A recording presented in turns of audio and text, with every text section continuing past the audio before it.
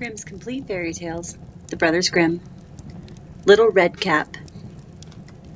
Once upon a time, there was a dear little girl who was loved by everyone who looked at her, but most of all by her grandmother.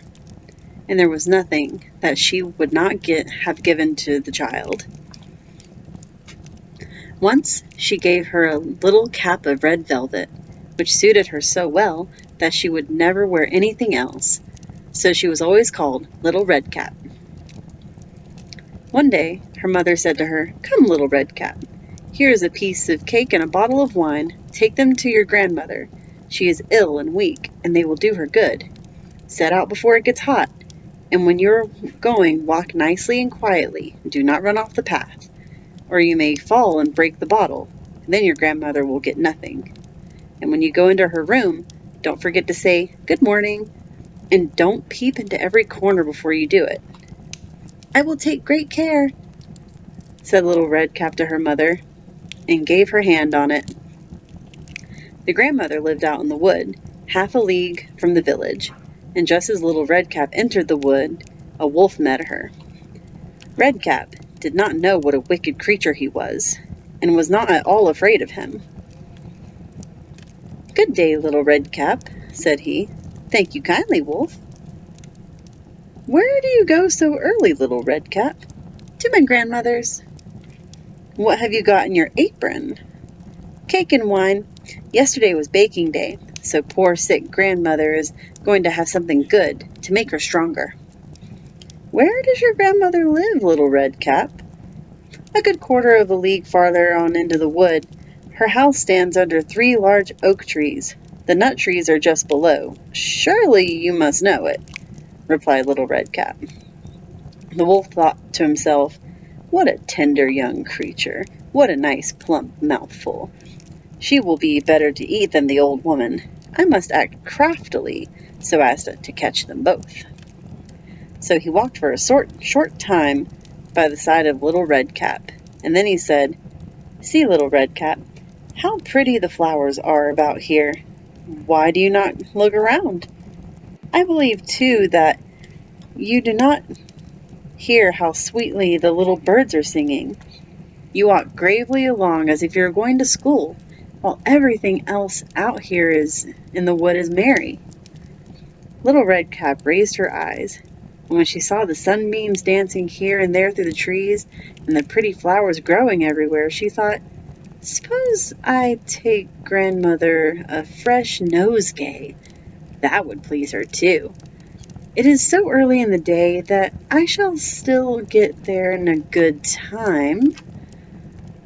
And so she ran from the path into the wood to look for flowers. And whenever she had picked one, she fancied that she saw a still prettier one farther on and ran after it, and so got deeper and deeper into the wood. Meanwhile, the wolf ran straight to the grandmother's house and knocked at the door. "Who is there?" "Little Red Cap," replied the wolf. "She is bringing cake and wine. Open the door." "Lift the hatch," called the grandmother. "I am too weak and cannot get up." The wolf lifted the hatch. The door flew open. Without saying a word, he went straight to the grandmother's bed and devoured her. Then he put on her clothes, dressed himself in her cap, laid himself in bed, and drew the curtains.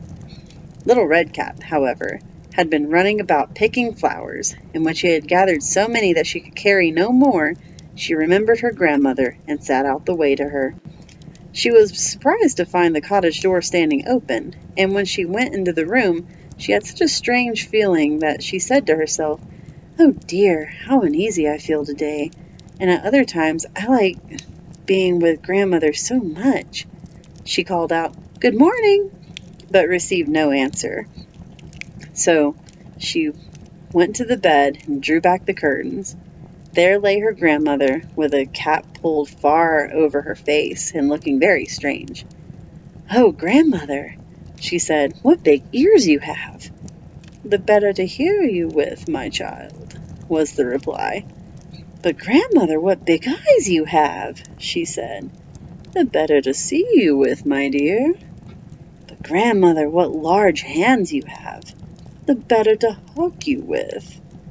"Oh, but grandmother, what a terrible big mouth you have." "The better to eat you with." And scarcely had the wolf said this, than with one bound he was out of bed and swallowed up Redcap. When the wolf had appeased his appetite, he lay down again in the bed, fell asleep, and began to snore very loud. The hunter was just passing the house and thought to himself, "How the old woman is snoring! I must just see if she wants anything." So he went into the room, and when he came to the bed, he saw the wolf was laying in it. "Do I find you here, you old sinner?" said he. "I have long sought you." Then, just as he was going to fire at him, it occurred to him that the wolf might have devoured the grandmother, and that she might still be saved. So he did not fire, but took a pair of scissors, began to cut open the stomach of the sleeping wolf. When he had made 2 snips, he saw the little red cap shining, and then he made 2 snips more, and the little girl sprang out crying, "Ah, how frightened I have been! How dark it was inside the wolf!" And after the aged grandmother came out alive also, but scarcely able to breathe. Redcap, however, quickly fetched great stones, with which they filled the wolf's body, and when he awoke he wanted to run away, but the stones were so heavy that he fell down at once and fell dead. Then all 3 were delighted. The hunter drew off the wolf's skin and went home with it. The grandmother ate the cake and drank the wine which Redcap had brought, and revived. But Redcap thought to herself, "As long as I live, I will never by myself leave the path to run into the wood when my mother has forbidden me to do so." It is also related that once when Redcap was again taking cakes to the old grandmother, another wolf spoke to her and tried to entice her from the path. Redcap, however, was on her guard, and went straight forward on her way, and told her grandmother that she had met the wolf, and that he had said good morning to her, but with such a wicked look in his eyes that if they had not been on the public road, she was certain he would have eaten her up. "Well," said the grandmother, "we will shut the door, that he may not come in." Soon afterwards, the wolf knocked and cried, "Open the door, grandmother. I am little Redcap, and am fetching you some cakes." But they did not speak or open the door, so the gray beard stole twice or thrice around the house, and at last jumped on the roof, intending to wait until Redcap went home in the evening, and then to steal her afterwards and devour her in the darkness. But the grandmother saw what was in his thoughts. In front of the house was a great stone trough. So she said to the child, "Take the pail, Redcap. I made some sausages yesterday, so carry the water in, which I boiled them, to the trough." Redcap carried until the great trough was quite full. Then the smell of sausages reached the wolf. He sniffed and peeped down, and at last stretched out his neck so far that he could no longer keep his footing, and began to slip, and slipped down from the roof straight into the great trough and drowned.